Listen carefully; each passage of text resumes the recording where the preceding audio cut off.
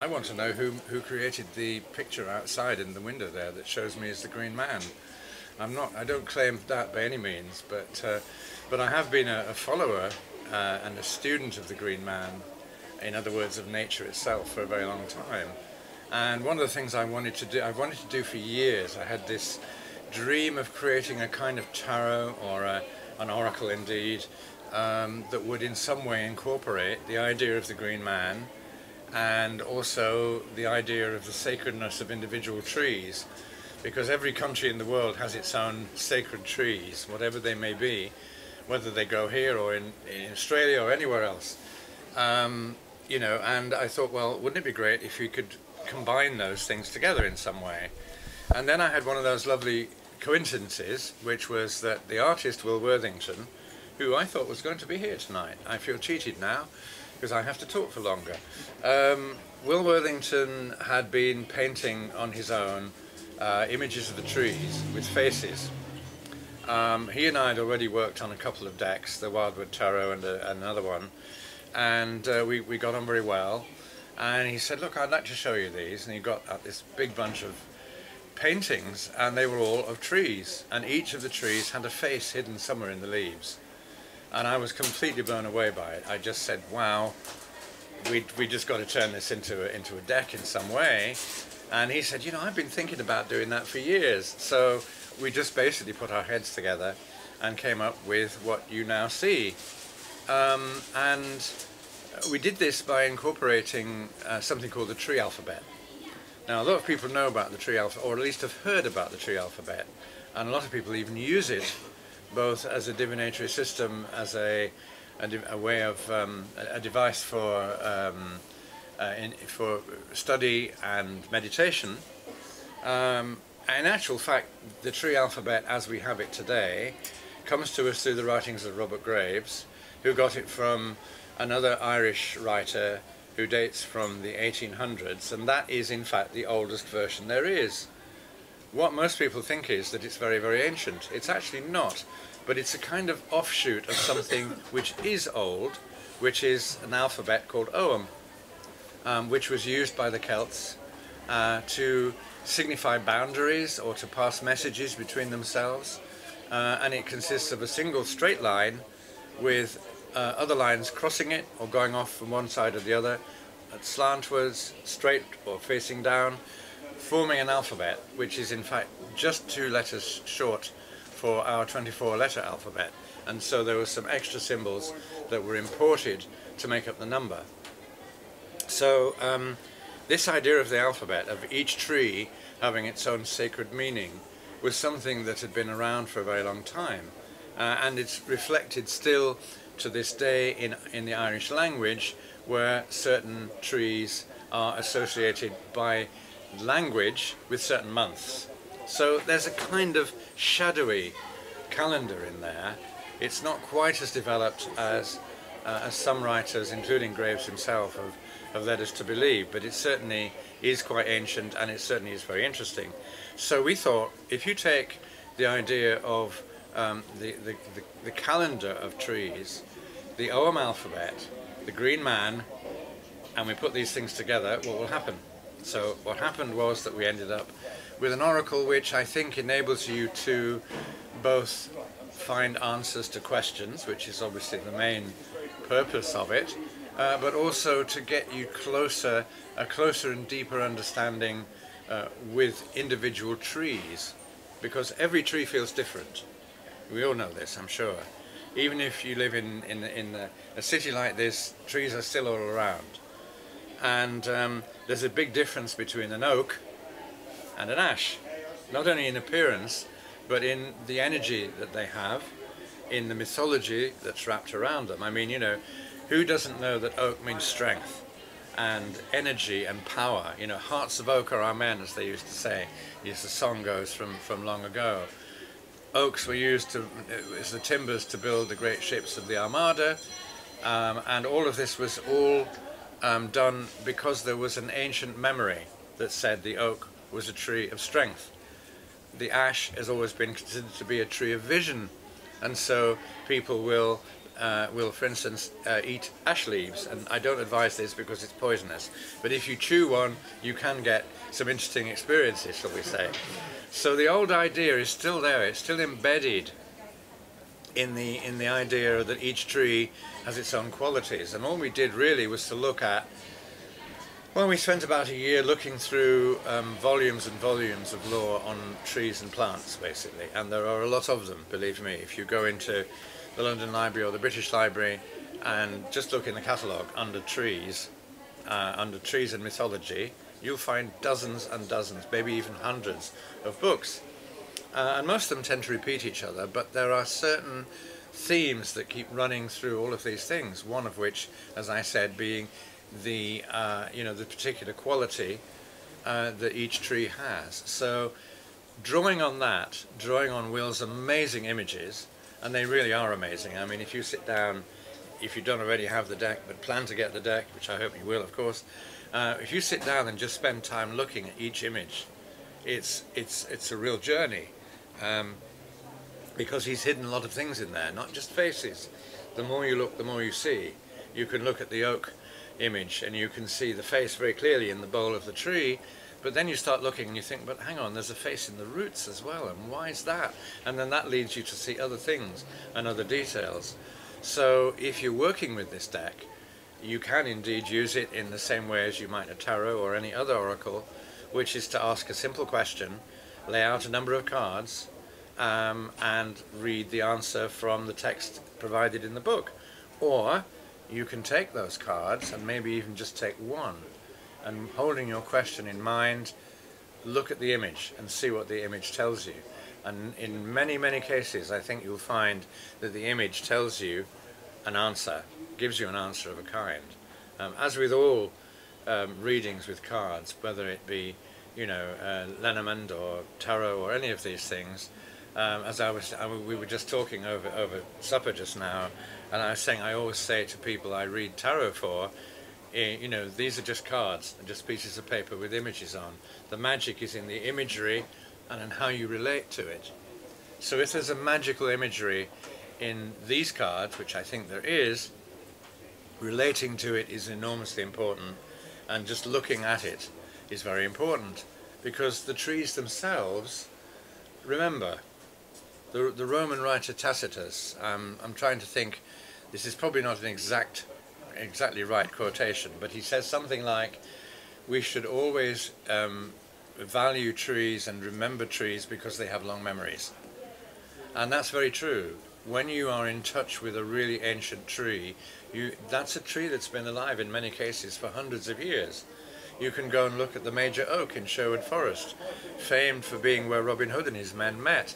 It's a tree that is now so broken they have to prop it up with iron rods, but it's very ancient.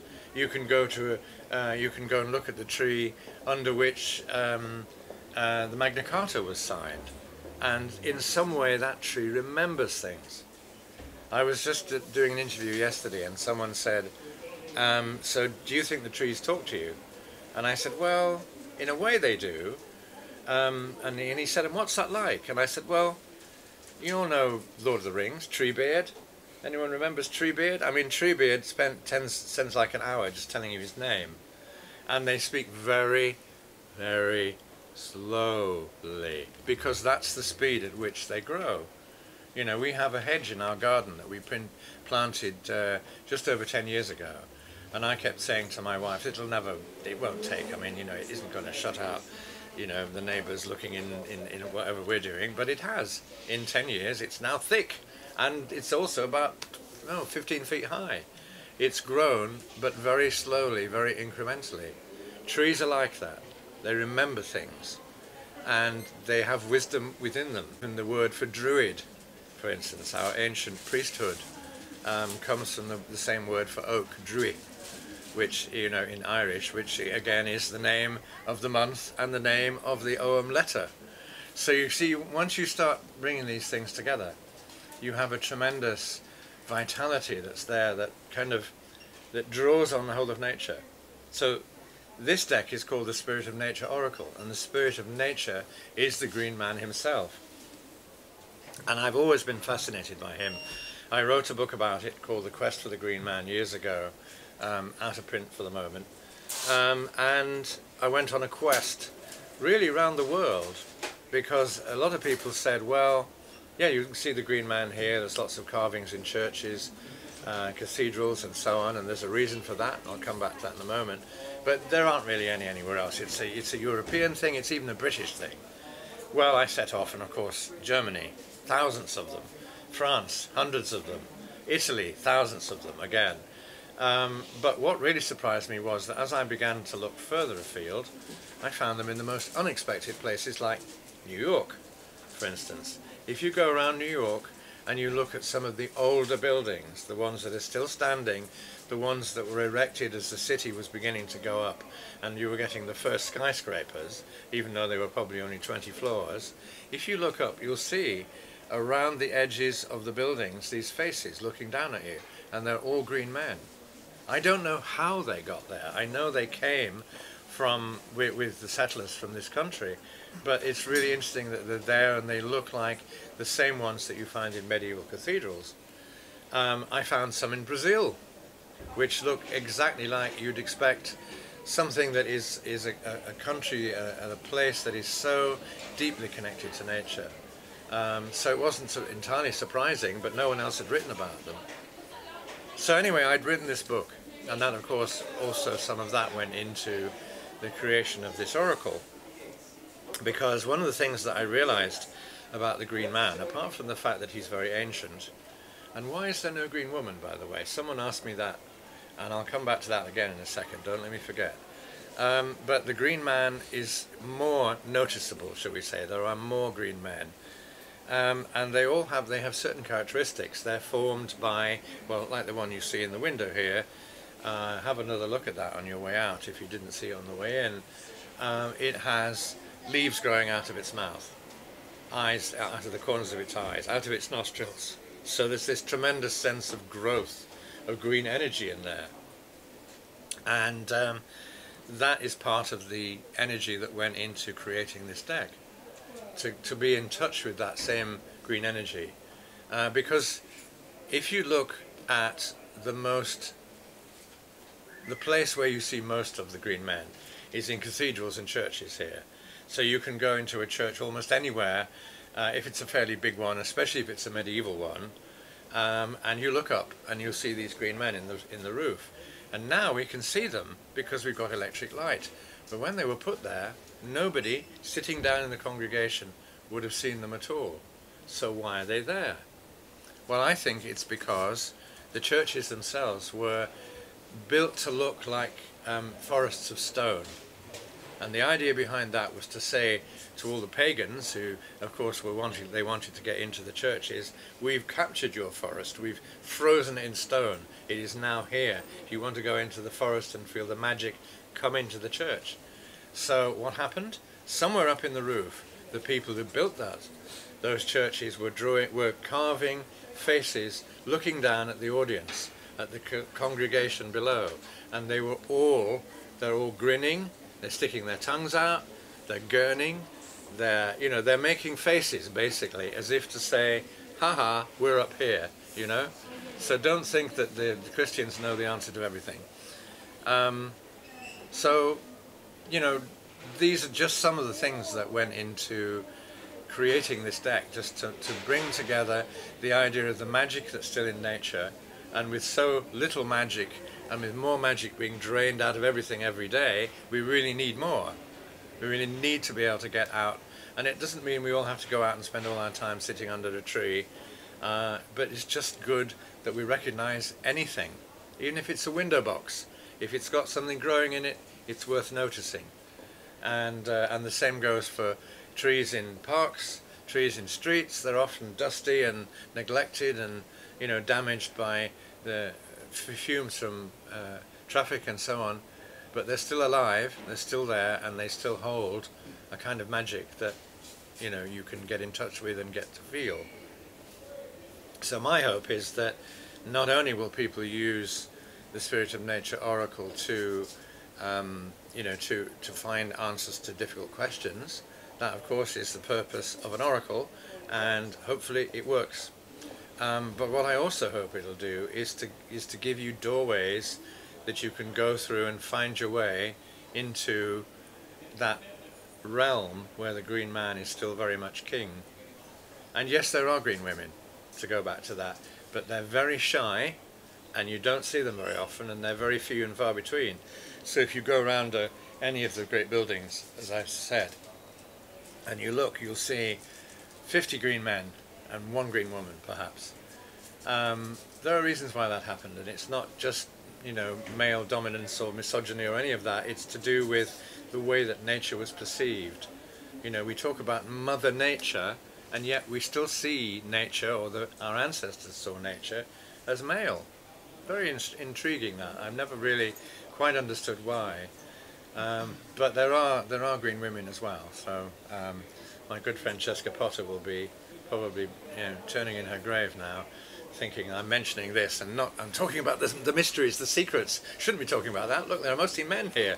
So anyway, that's another story. But so yeah, I mean, that's really what I wanted to say. You know, the deck, as I said, is there for you know, to help you to find answers, and they're a particular kind of answer, I think, too. They're the answers that you'd expect to get from nature.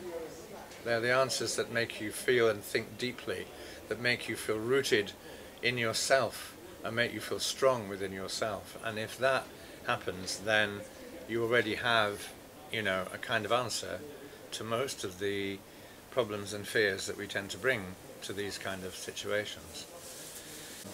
Yeah, I forgot to say also that we devised a kind of a Wheel of the Year shape here as well, which means that you can look at certain things at certain times of the year, and when particular plants or flowers or trees are at their most powerful. So the thing is, if I'm going to give a demonstration, we're going to need a question.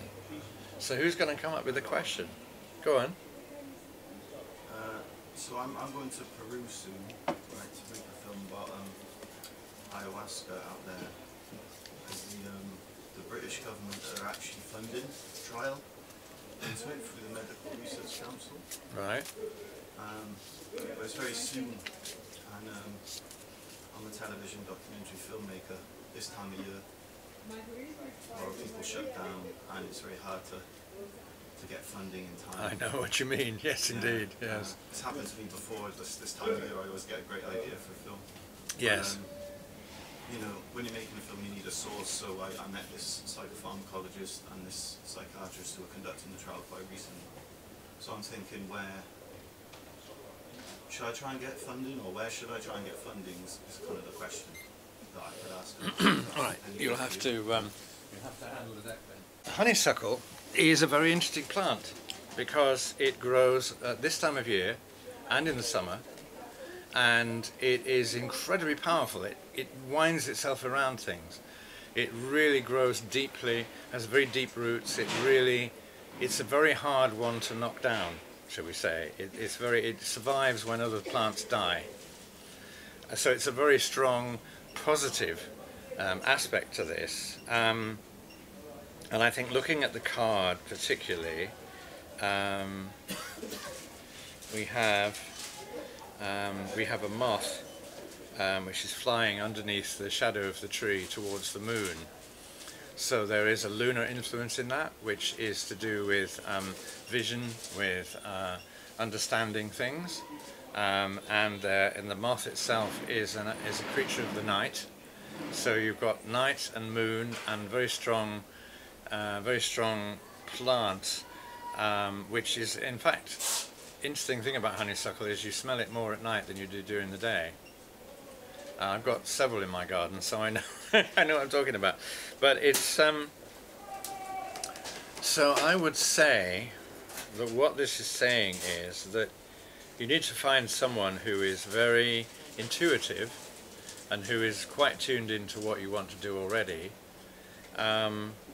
And I mean, I don't know who that would be, but it's not going to be that precise. It's not going to give you a name, but it's going to say that's the kind of person you're looking for, someone who has already an interest perhaps in this kind of subject.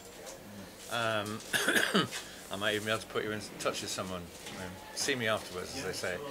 But yeah, so I would say you've got a good intuitive, someone who's got a good intuitive grasp that you have also. Someone who's able to understand the emotional and transformative qualities which are indeed part of the plant, the ayahuasca plant itself, of course. So yeah, I think that would be, from one card, that's all I can get. You'd need a few more. In terms of putting the oracle together, when you were looking at the research through the symbolism of trees, were you also speaking to trees to find and develop new ideas about their symbolism and how we can work? Yeah, up to a point, yes. I mean, what I did try to do as much as possible was actually, when I was kind of, the process was to look up all the lore as much as I could find. And I didn't have all the images, of course, because Will hadn't painted all of them, but I had some. So I would try and find a tree of that genus and sit under it, basically, and you know, try to tune in to its energies. And I have felt for a long time that you can communicate with them, definitely. I mean, you know, it's not, you know, again, the person who was interviewing me yesterday said, what's the language like? Well, I mean, I hear it in words, but it's obviously not in words. It's in sensations, it's in energies that reach you, I think. And so I tried as much as I could to be in the presence of one of the trees that I was actually going to be working on. And I did find things coming to me that weren't just like the lore I'd been reading, and they weren't just even an amalgam of that, but they'd be something new. Blackthorn, which has its, you know, its connections to the whitethorn, and these two different plants, which are related, have very different meanings in folklore and tradition. What I get, the sensation that I kept getting when I sat by a whitethorn and looking at blackthorn rather, and was reading the books and studying that, was that it wanted to be in some way seen as the same thing, that you had to see both sides. In other words, it's the black and white. It's, you know, it's the imagery and the thoughts that go with that somehow being married, somehow being brought together, and that's what I wrote in the final version of the book, which was to say, then you must consider both sides of things when you're working in this way. So that kind of thing certainly got new material there. And you had a second question? Yeah, in terms of, you put together a wheel.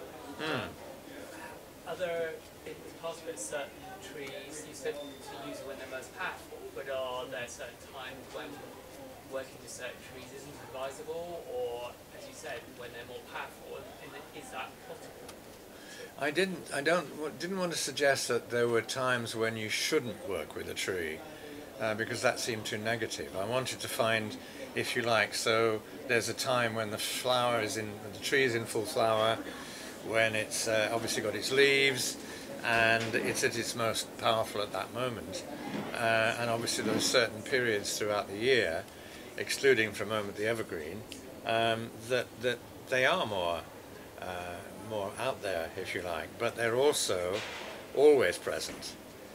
So I was trying to look at the seasons of the year and thinking, well, yes, you know, at this time of year we might well be focusing on holly, we might be focusing on ivy, we might be focusing on any of the traditional plants that we associate with this time of year, whereas in the summer we might be going for well, honeysuckle and others, you know, plants that have a special quality at that time of year. So I was really just saying, if you want to double the influence, perhaps, if you want to make it even more powerful, if you happen to be asking your question in June, then find something that's really powerful in June and work with that one.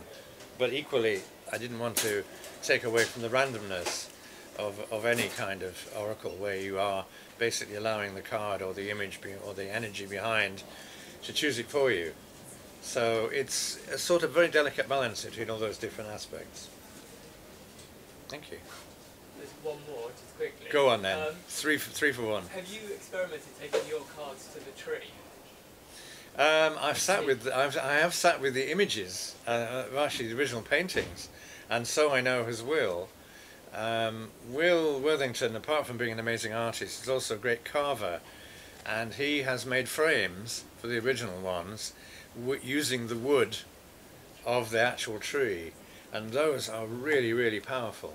But yeah, in a way, I suppose I have. I've sat under the tree with the, you know, with the picture and kind of gone, is it okay, you know. And I haven't been tapped on the shoulder by a branch yet, but you never. I did have an acorn fall on my head though, so maybe I'm not sure if that was a good one or a bad one. That's fine. Anybody else got anything?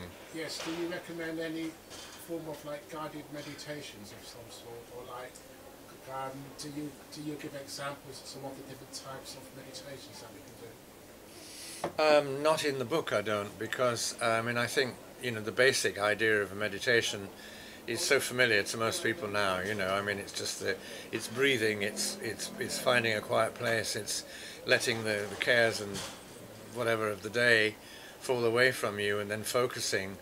In this instance, I would say, if you were going to use one as a meditation device, then you would sit and look at the image for quite a long time, for as long as you could, and then put it down and close your eyes and begin to meditate and see where that takes you. It's quite fascinating because I've always seen the trees as being almost like a symbol of the spirit, because the roots is like grounding, the trunk is like stillness, and the branches can be like enlightenment. So I think they're really powerful portals for meditation. Absolutely, yeah. Absolutely so. I mean, you know, in shamanic tradition, the world tree is an image that describes the great tree, the tree of trees, if you like, Yggdrasil, if you want to be in the Norse tradition. And the roots, as you say, are not only in the ground, but they go right under the ground. They go down into the other world, the underworld. The central part, the bole of the tree, is this world, and the branches reach right up into the heavens and the realms beyond.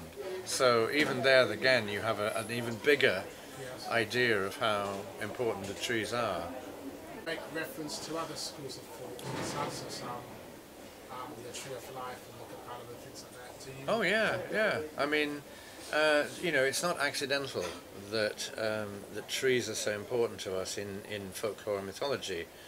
I mean, that was where I first got interested, because the idea of the forest has always been very exciting to me, because the forest is an image of what our brains look like, and it's also an image of the way that we can get lost in those mazes and different places that take us out of ordinary space into inner space, through liminal space, and I think the trees are quite understandably. I mean, if you want to organize a set of imagery or symbols or ideas, tree is perfect, and that's why the Tree of Life, that's why the Kabbalah is so powerful, because it works from that imagery. And you can, and people, any Kabbalist will tell you, you can put anything on the tree, and it always works. The things it assembles, you know, hang together in that way. So yeah, definitely very, very much portals as well. The oldest meditation image I was ever given when I was being trained over 50 years ago was to envisage, I'll give you this one for free, okay? Envisage two trees growing like this, one on either side, meeting overhead in an arch. And when you look through between them, you can look round the sides and you can see a landscape. But when you look through them, you see another landscape. So you walk between the trees, and where that takes you is always going to be somewhere interesting. Yeah. Obviously you've written a lot of books about the Grail legend, with the Grail tradition. Is there any correlation between the Grail legend and the spiritual nature oracle cards? Because obviously you've had a lot of influence from like wow. That's quite a hard question to answer. The only thing I can think of is that in the Grail story, in the story of the quest where the knights go, they always start in the forest. You leave Camelot, or wherever it is you happen to be in that world, and you go off and you find yourself in the forest, and you go through the forest, and then you have three pathways. And this is what happened to all the knights of the Round Table. They went off on their journey, and then they three partings of the way. So some of them went that way, some of them went that way, and some of them went straight ahead. And then a few miles further on, there'd be another three pathways, and so gradually the whole group, the whole 150, gradually ended up all on their own, or just two together maybe. So on the Weavy Road, exactly, and exactly. As soon as you start looking at trees, you see all these little parallels and similarities. And there is in one of the Grail stories a famous image that always fascinates me, where the knights get close to the Grail castle and they see two children sitting up in the branches of the tree, and one of the children is laughing and the other one is crying, and it's like the knights don't know what this means, but when they complete the mystery of the quest and come back past there, they see the same children in the tree, but now they're both laughing. So it's like it's another image that's giving me goosebumps just saying it, but exactly, yeah. So it's not an obvious connection, but forest is so important. You know, if you get the idea of forest, then you're halfway towards the understanding the mystery, I think. Yeah.